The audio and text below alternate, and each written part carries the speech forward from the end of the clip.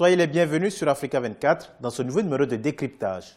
L'île Maurice a l'une des économies les plus compétitives du continent grâce à un secteur privé performant et aux mesures incitatives mises en place par le gouvernement.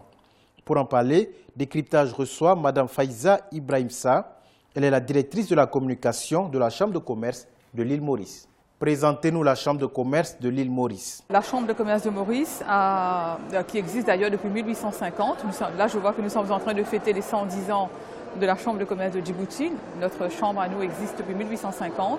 Donc elle a aussi une très belle histoire. Elle a vécu une aventure extraordinaire. Et depuis une trentaine d'années, elle a commencé aussi, vu le développement à l'international, la Chambre de commerce est très présente au niveau de tout ce qui est négociation commerciale, de tout ce qui est coopération internationale et régionale. Comment se porte le secteur privé dans votre pays? On a un secteur privé solide. Ce secteur privé travaille beaucoup, travaille de concert avec le gouvernement. On dialogue beaucoup avec le gouvernement. Et ça, c'est extrêmement important, le dialogue avec l'État, parce que l'État, de par le biais de ce dialogue, de ces relations cordiales que nous avons avec le gouvernement, l'État comprend bien les besoins du secteur privé et nous pouvons, étant le porte-parole du secteur privé à Maurice, nous pouvons présenter les doléances, les requêtes du secteur privé, les besoins du secteur privé.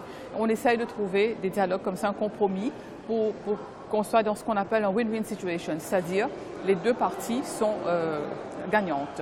Quelles sont les facilités qui sont proposées pour ceux qui veulent entreprendre à l'île Maurice? Disons que le gouvernement mauricien est toujours à l'écoute du secteur privé et le gouvernement mauricien met en place des structures qui permettent la facilitation des investissements, qui permet la facilitation des exportations, justement pour aider les entreprises locales à mieux s'ouvrir à l'international. Et on encourage aussi, le gouvernement aussi, il y a des mesures bien sûr qui encouragent les investissements étrangers à Maurice. Par exemple, pour créer une entreprise à Maurice, en 3 jours, on peut créer une entreprise dépendant des critères évidemment. Donc, il y a ce qu'on appelle le fast track, c'est-à-dire qu'une entreprise, on enlève un peu les procédures d'investissement afin que l'entreprise, l'étranger qui vient de s'investir, il se sent à l'aise, il peut investir facilement. On essaye d'éviter tout ce qui est bureaucratie. L'île Maurice, comme beaucoup d'autres pays, ont un partenariat avec les investisseurs. Comment se porte de manière globale le partenariat public-privé? Disons que le partenariat privé-public, il y a toujours eu un dialogue avec le gouvernement. Au niveau de la Chambre de commerce, déjà, il y a des rencontres qui se font avec les ministres concernés, avec le Premier ministre des fois. Le gouvernement nous demande toujours notre avis. Par exemple, il y a les mesures, le budget qui va être présenté. Le ministre des Finances va présenter son budget. Le ministère des Finances demande au secteur privé quelles sont les requêtes du secteur privé par rapport à ce nouveau budget qui va être présenté. Donc nous, ce qu'on fait par exemple, on fait un mémorandum, on consulte nos membres et on prépare un mémorandum qu'on soumet au ministre des Finances. Deuxième chose, par exemple, au niveau des négociations commerciales, les négociations commerciales au niveau du COMESA, de la SADC, de l'Union européenne, la Chambre de commerce est représentée au niveau de ce qu'on appelle le negotiating team. La Chambre de commerce de Maurice est la seule institution du privé à faire partie prenante de cette équipe de négociation au niveau de l'État. On est avec le gouvernement quand on va discuter tout ce qui est tarifs, mesures, tout ce qui est tarifs, par exemple, au niveau du COMESA, de la SADC. Donc, je veux dire, la Chambre de commerce est très estimée en fait par le gouvernement parce qu'il y a toujours eu un très bon dialogue avec l'État. L'Afrique doit transformer sur place ses produits pour plus de valeur ajoutée. Comment cette option est-elle mise en pratique à l'île Maurice? Un secteur industriel très solide à Maurice. D'ailleurs, c'est un très gros pourvoyeur d'emplois. Et il y a une association qui existe, qu'on appelle l'association des fabricants locaux. L'association est très forte en matière de négociation.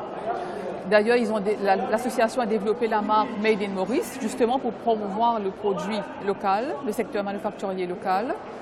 Et l'État est à l'écoute, évidemment. Je veux dire, l'État défend ce secteur parce qu'il y a pas mal d'emplois qui sont à défendre aussi.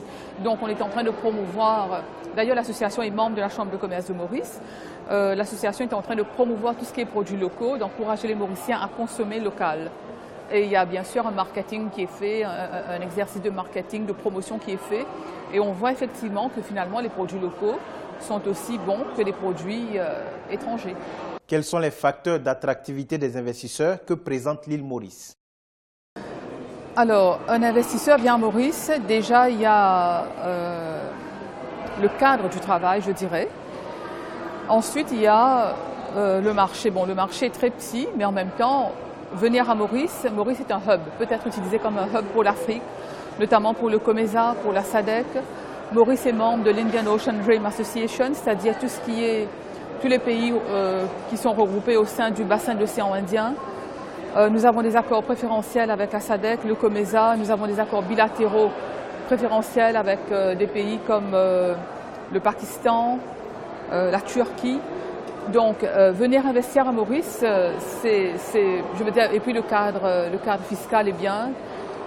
Les conditions d'investissement sont favorables.